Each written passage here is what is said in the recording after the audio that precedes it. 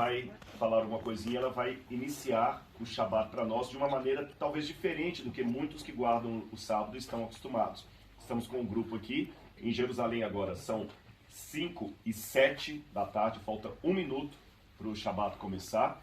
Já tocou a sirene lá na cidade, dizendo nos tempos da Bíblia, era uma trombeta de prata que era tocada, e hoje nós temos uma sirene. E a Aline vai começar, ela pode explicar, ela vai ter o papel, que é um privilégio da mulher do lar, que é acender as velas do Shabat, e ela vai dar uma bênção em hebraico sobre o acendimento das velas. Então, shalom, pessoal! Shalom! Shalom! Então, shalom também a todo mundo que está nos assistindo. A gente, como tu muito bem falou, Rodrigo, a gente está em Jerusalém. Agora vai começar o Shabat. E a primeira coisa que a gente faz para receber o Shabat, que o Kabbalat Shabat, é o acendimento das velas. As mulheres que costumam acender as velas, e normalmente são 2 velas, porque na Bíblia está escrito Zahor Ushamor, que a gente vai lembrar e guardar o sábado. Então a gente acende 2 velas, uma que nos lembrar o Shabat, lembrar da existência dele, que a gente tem que cumprir, e o segundo é guardar os mandamentos do sábado. Então a gente vai fazer isso agora, a gente está aqui com as nossas velinhas. Então a gente vai começar com isso, porque tu pode acender a vela no início do Shabat ou antes, mas não depois, então a gente não pode atrasar. Então, um monte de gente assistindo. Acho que é a primeira vez que eu faço ao vivo.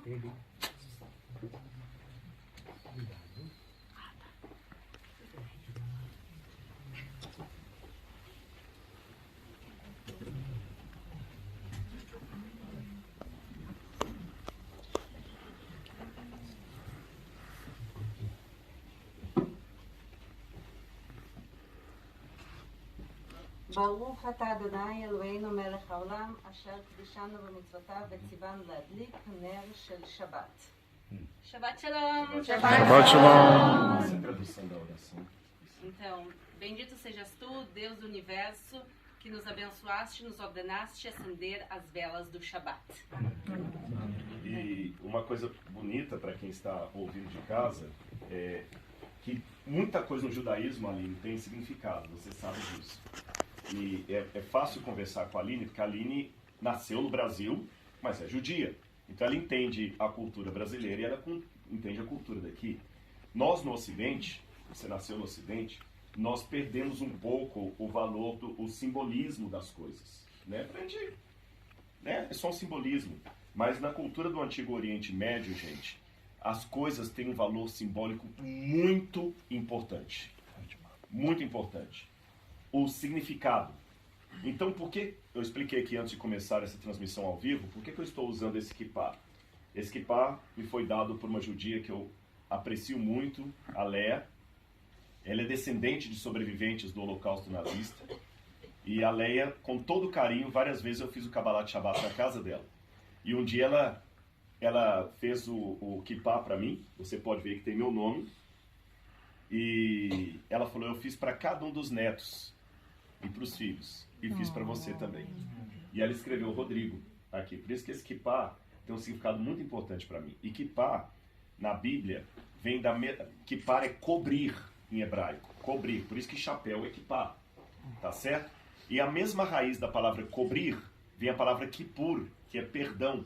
Então usar o kippah significa que eu estou constantemente sob o perdão de Deus. Em segundo lugar, significa que eu não sou eterno. Eu tenho meu limite. Você vai ver que muitas vezes o judeu, quando ele está orando, que ele faz Baruch Atah Adonai, ele faz um movimento assim que a gente às vezes não entende. Aquele movimento é justamente o movimento da vela, da chama da vida. É como se o sopro de Deus estivesse falando através dele. Tá certo? O sopro de Deus. Aline, tem 2 coisas também que vocês fazem no Kabbalat Shabbat, que eu vou dar a bênção aqui, mas eu queria se você pudesse explicar para o pessoal no Brasil e aqui, por que vocês também têm o pão e o vinho no Kabbalat Shabbat? Você sabe a razão, assim, por que essa tradição de ter o pão e o vinho também? Então, não é só no Shabat, é em todas as grandes festas judaicas, no Ano Novo Judaico, na Páscoa Judaica também é pão e vinho. A diferença é que na Páscoa é pão sem fermento. Depois eu vou te deixar explicar essa parte, mas eu queria explicar outra coisa, se Por me favor, deixa. por favor. Eu quero explicar porque tem 2 pães. Se vocês repararam, tem 2 pães e eles vão ser cobertos. A gente já pode, a propósito, cobrir eles agora. Mas vocês viram eles, vocês viram que tem realmente 2 pães aqui. A pergunta é por que 2 pães? Tudo que a gente faz tem um simbolismo bíblico e nos lembra das histórias bíblicas e a história do povo de Israel. Se a gente lembra, quando o povo de Israel saiu do Egito, ele passou 40 anos vagando no deserto. E não era para o povo sobreviver sem a ajuda de Deus. Um povo inteiro, sem nenhuma infraestrutura, vagando no deserto por 40 anos, não era para sobreviver. E Deus dá tudo que o povo precisa, principalmente o maná, a comida. E todos os dias descia uma porção de maná e as pessoas iam e buscavam. Agora, se tu buscasse agora numa terça-feira, vamos dizer, em vez de buscar uma porção, quero pegar 3, tu pegava mais maná, o que acontecia? Estragava, exatamente, estragava. A única exceção é a sexta-feira, porque no sábado é o dia de descanso e não é pra gente trabalhar no sábado. E também sair a buscar o maná é um trabalho. Então Deus na sexta-feira mandava maná em dobro, as pessoas buscavam o maná de sexta e de sábado. E por isso até os dias de hoje, quando a gente vai abençoar o pão que representa a nossa comida, o vinho representa a bebida e o pão a comida, a gente abençoa sobre 2. E também a gente normalmente faz com sal, que também nos lembra os sacrifícios do templo de Jerusalém, que eram com sal. Então tudo tem uma conexão com as histórias bíblicas. E a última explicação, que é um pouco diferente, é por que a gente cobre o pão. Porque o pão é a parte principal da nossa refeição.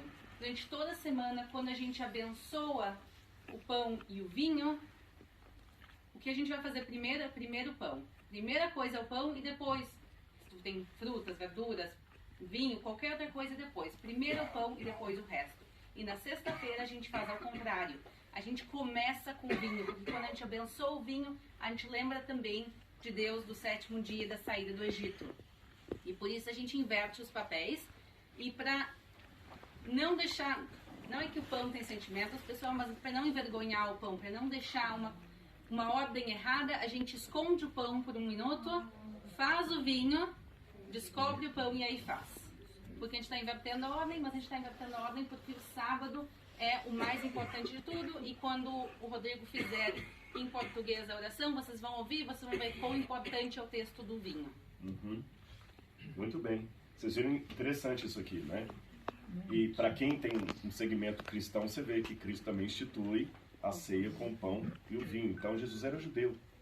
Um grande erro que muitos cometeram é achar que ser cristão era não ser judeu. Então Jesus não podia ser judeu.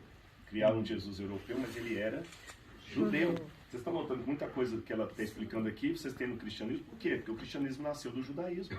Simplesmente isso. Eu só vou lembrar o vinho que abençoa primeiro, não é isso? Sim, o vinho então, tá primeiro. Bom, tá, só para não pagar mico aqui, viu? Então, eu vou dar uma bênção sobre o vinho. Esse vinho também lembra a videira, que tem um significado todo especial aqui em Israel. E depois, geralmente, quando estão em família, eles bebem juntos do vinho. Então a bênção seria mais ou menos assim: Baruch atah Adonai Eloheinu melech haolam ore peri hagafen. Bendito seja o Senhor, Rei do Universo, pelo fruto do vinho, da vide. Tá bom? Então você abençoa o vinho e distribui para a família. Depois que todos participam, é lógico que esse vinho aqui é um tirosh, é um vinho sem fermento. Normalmente eles usam vinho fermentado. Mas aqui, como a gente não bebe bebida alcoólica, eu pedi um vinho sem fermento. Tá bom? A bênção do vinho pode ser agora ou a leitura primeiro? Eu não lembro de qual. Tu tem a leitura? Tem a leitura. Então, que ele já colocou o vinho aqui, ó. Então posso fazer a leitura aqui? Sim, tu pode começar pela tua. Tá. Yom HaShishi, vou pedir desculpas a ela pelo meu hebraico bem portuguesado, tá bom? Yom HaShishi, Vaihulu, Hashamayim, Vahaaretz, Veihol, Savan, Vaikol Elohim, Bayom HaShishi, Melachto, Asher Asar, Vaishbot, Bayom, HaShishi Mikol, Melachto, Asher Asar, Vaivarech Elohim, Et Yom HaShishi, Vaikadesh Oto, Kivo Shabbat Mikol, Melachto, Asher Bara Elohim, Lasot. A tradução seria: No sexto dia foram terminados o céu, a terra e todo o seu exército. Deus, ou Hashem, terminou no sétimo dia a obra que fez e descansou no sétimo dia de toda a obra que fez. E o Senhor abençoou o sétimo dia e o santificou, pois nele descansou de toda a obra que Deus criou para o ser humano realizar. Aí vem a bênção do vinho, que eu acabei de dar, e logo depois vem a outra bênção, Baruch atah Adonai Eloheinu melech, haolam haser, kideshanu bemishvotav, vetasaf banu, veshabat, kadsho, beshavah, uvratson, rishlanu, zikaron, lamase, vereshit, terla, lemikrae, kadosh, zeher, leetziat, mitzraim, kivanu, verharta, veatanu, kidashta, mikol, haanin, veshabat, kodeshcha, beshavah, utratson, rishaltanu, baruch atah Adonai, mekadesh, hashabat.